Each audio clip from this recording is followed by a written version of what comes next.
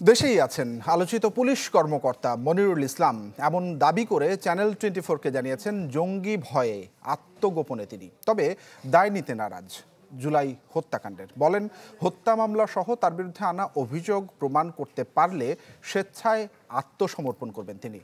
বিস্তারিত জানাচ্ছেন হিরণ খান।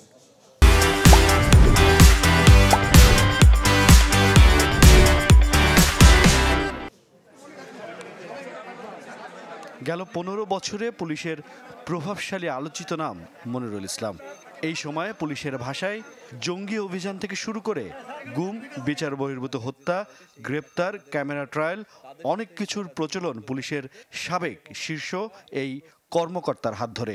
ছিলেন শেখ হাসিনার বিশ্বস্ত ভ্যানগার্ড।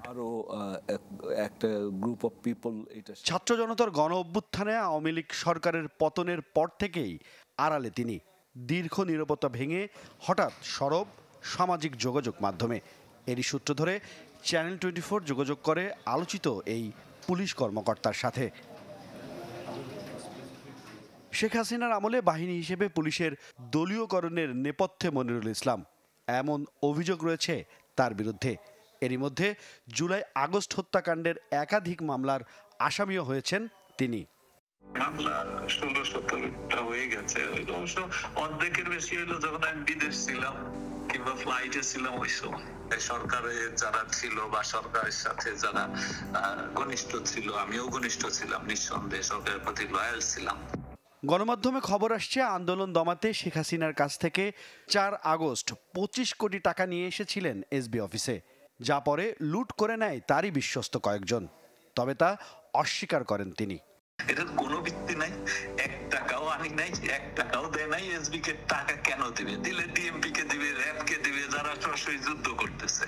এসবি যেহেতু অপারেশনাল ইউনিট না, এসবি কে কেন টাকা দিবে? 5 আগস্টের পর বাধ্যতামূলক অবসরে পাঠানো হয় মনিরুল ইসলামকে। এরপর থেকেই আছেন আত্মগোপনে। তাহলে কি অন্যদের মতো পালিয়েছেন তিনিও? না, পালাই বেড়াচ্ছি কেন? আমাকে তো খুঁজেই নাই, তার পালাই বেড়াবো কেন আমি? কিন্তু আমি পালাইয়া বেড়াবো মানে আমি একটু ইয়েতে আছি, চেইবে আছি জঙ্গিদের জন্য। আমার নিরাপত্তা দিবে, এই নিশ্চয়তা দিলে আমি আমার বাসায় থাকবো। ছাত্র আন্দোলন শক্তি দিয়ে দমানো যাবে না, এসবি থেকে সরকারকে এমন একাধিক রিপোর্ট দেয়া হয়েছে দাবি করেন পুলিশের সাবেক ঊর্ধ্বতন এই কর্মকর্তা। আমি প্রত্যেকটা রিপোর্টে উল্লেখ করছি যে শক্তি প্রয়োগ করে এই সমস্যার সমাধান করা যাবে না। আমার রিপোর্টগুলো দেখুন, রিপোর্ট মিনিস্ট্রিতে আছে, পুলিশ হেডকোয়ার্টার্সে আছে, হোম মিনিস্ট্রিতে আছে। এই কোটা আন্দোলন নিয়ে যত রিপোর্ট আছে আমার, এগুলো প্রকাশ করুক।